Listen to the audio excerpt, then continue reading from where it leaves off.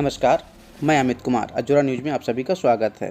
गोंडा के वजीरगंज के नौबस्ता गांव में शुक्रवार की रात जब एक युवक शादी समारोह में वहां पर संदीप पांडे की थाली गलती से छू जाती है, इस पर वहां पर मौजूद 7 लोगों ने उसकी जमकर पिटाई कर दी। आप सोच रहे होंगे ऐसा क्यों?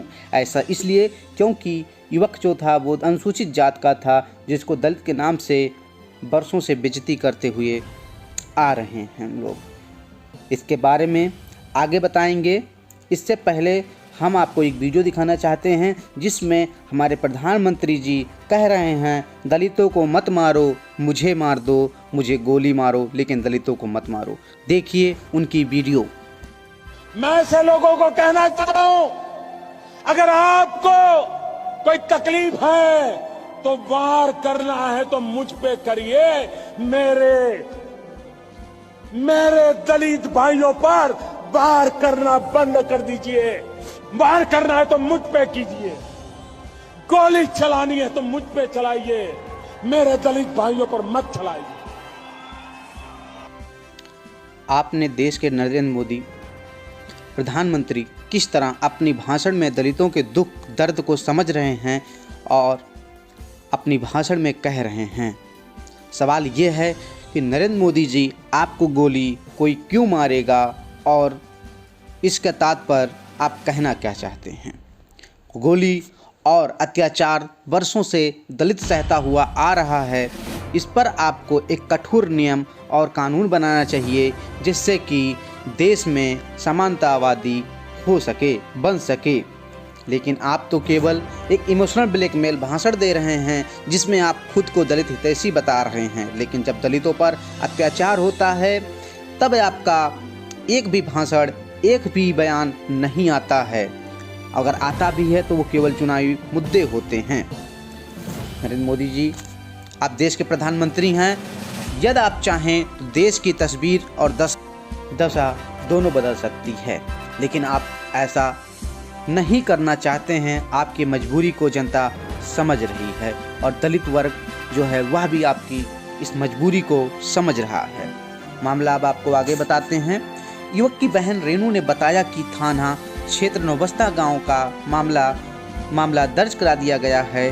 रेनू का आरोप है कि रेनू का छोटा भाई गांव के चाचा के शादी समारोह में शुक्रवार को दावत खाने गया था। गलती से संदीप पांडे का थाली छू जाता है। इससे संदीप पांडे नाराज हो जाते हैं और भद्दी गालियां तथा जासूचक गाली देने लग जाते हैं। संदीप पांडे इतना ही नहीं, जब युवक घर लौटकर आ रहा था, यानी घर पहुंच गया, तब संदीप पांडे और उनके कुछ साथी, जिसका नाम उमेश पांडे, सौरभ पांडे, विमल पांडे, अशोक पांडे, उसके घर जाकर उसको लाठी डंडे से पिटाई कर देते हैं। युवक का बड़ा भाई जब उसे बचाने के लिए जाता है तो उसे भी पिटाई कर देते हैं तथा पास में खड़ी मोटरसाइकिल भी तोड़फोड़ देते हैं। पुलिस ने 7 लोगों पर SC/ST एक्ट के तहत मुकदमा दर्ज कर दिया है। लेकिन दोस्तों, जहन में एक सवाल और, आखिर क्यों और कब तक ऐसा दलितों के ऊपर अत्याचार होता रहेगा? और यह केवल एक ही गोंडा का मामला नहीं है, बल्कि ये पूरे देश का मामला है। ये पूरे देश में इस तरीके के अत्याचार होते रहे हैं। जब हमारे देश के प्रधानमंत्री और हमारे उत्तर प्रदेश के मुख्यमंत्री प्रदेश को एक विश्व गुरु बनाने की बात करते हैं तो उसमें दलित का ध्यान क्यों नहीं रखा जाता है? क्या एक वर्ग को छोड़कर या उनके ऊपर अत्याचार करके देश को विश्व गुरु बनाया जा सकता है? यह केवल एक चुनावी जुमला कहा जा सकता है और कुछ नहीं।